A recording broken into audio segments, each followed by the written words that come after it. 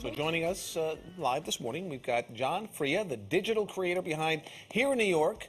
John, good morning. Welcome back. I've been following you since the first time you were on the show. I love the things and the pieces you do in New York. Thank really you. Great And stuff. I am thankful to be back and talking about some Thanksgiving history in the city. This is fantastic. But before we get into that, what are you doing for Thanksgiving? I'm going to Long Island to my sister's place. Aww. Nice. I just have to bring the wine, so I don't have to worry about That's it. easy. No pressure. Easy peasy. No pressure. You just go to the wine store and done. Yes. There you go. Okay. So we all know that the Pilgrims came to America on the Mayflower in 1620, Yep. landed at Plymouth Rock. Sure. Have you ever seen the actual Plymouth Rock? I've been looking for it. In It's pictures. a little underwhelming if you go to Massachusetts. Let me save you the drive. Go to Brooklyn. At the Plymouth Church, they actually have the largest piece of the rock outside of Massachusetts.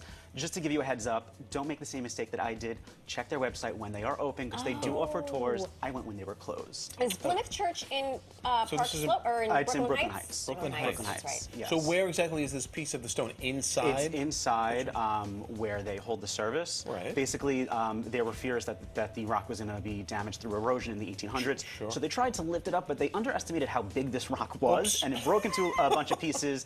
And then one of those pieces ended up in Brooklyn. So that's how that happened. Yes. Yeah. And you saw the rock. I didn't. I have to go back and check. You gotta go back. I have to go back. Please go back, because I want to know what it looks like.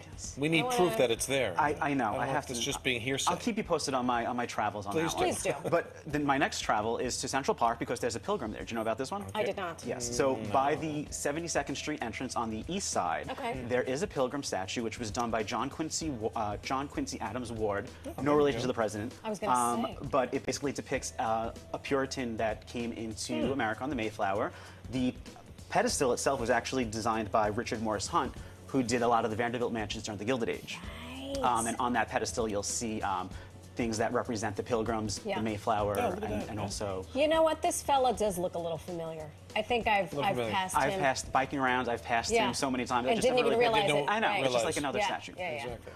But there's also Native American things on there as well. Yeah. And speaking about Native Americans, we should head downtown to the Museum of the American Indian, because they have a Native New Yorker exhibit, which is actually really cool because wow. you kind of reconnect to who lived here first. Right. And you find out about the Lenape people. And there's also different places in the city where I never realized were huge when it came to Native Americans. Broadway, for instance, Sure, yeah. was a major trading route north and south, starting at Bowling Green, going all the way up to Montreal. Yeah. And now we walk it and just Wow. never may have paid Right. attention to it. Right. Also, Minetta Lane used to be a creek. No way. It used to be a creek that a bunch of fish were there, and it would flow into Washington Square Park. And Washington Square Park for Native Americans was a huge spot for commerce and social gatherings. they So it tried. kind of fast forward to today, and it's the same exact thing. That's crazy. Which is pretty cool. Minetta Lane was a brook. Yes, and it filled Right. with fish. With fish. Yep. Who would have known that one?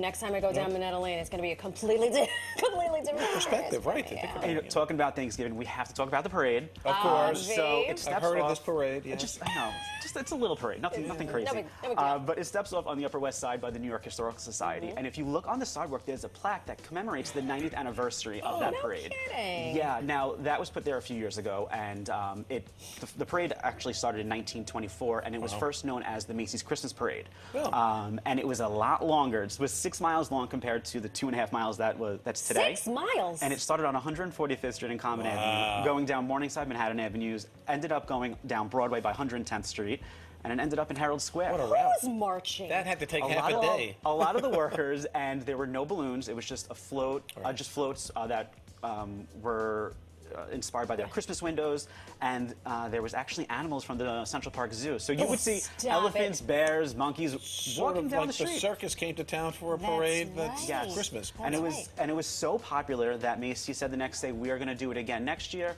Nearly a century later, it's still going on.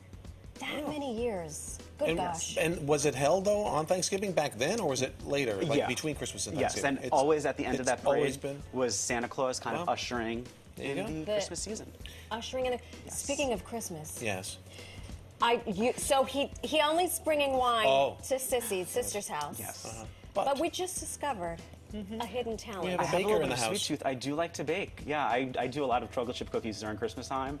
My secret ingredient, I would say, is like the ground instant espresso. Oh. Yeah, so don't give it to kids because they'll be like bouncing bouncing around. Right, right, right, But, you know, right. if instead of your morning coffee, have Yeah. the cookie and you're fine. So you make Christmas cookies? Yes, I do. How many? Like 500. I'll mere 500. 500 It's not But I bad. said, do you have an assembly line? He goes, no, I keep this. Yes, I'm very protective of my baking. Because Okay. you got to bake with love. If you don't bake with love, it's not Then there. The it's not cookie it. will know. Can Yes. we? Are we on the list of recipients? Yeah, you know, Can there we- is what do we some need to do? there is some Christmas history that I would love to talk about, and I'll bring you a box of cookies. That Okay. sounds like a plan. Just let me know how many you want. I'll place Listen, the order for you. you said it on camera, so We it just lives bribed- in perpetuity. bribed him back on We the just chat. bribed another There you segment. go. Fantastic. Thank you so much, John, have a wonderful Thanksgiving. You Happy and your family. Thanksgiving. Thanks again for everything. You can learn more fun facts about New York City by following Here in New York on Instagram and TikTok, or you can visit Here in New York's website, hereinny.net.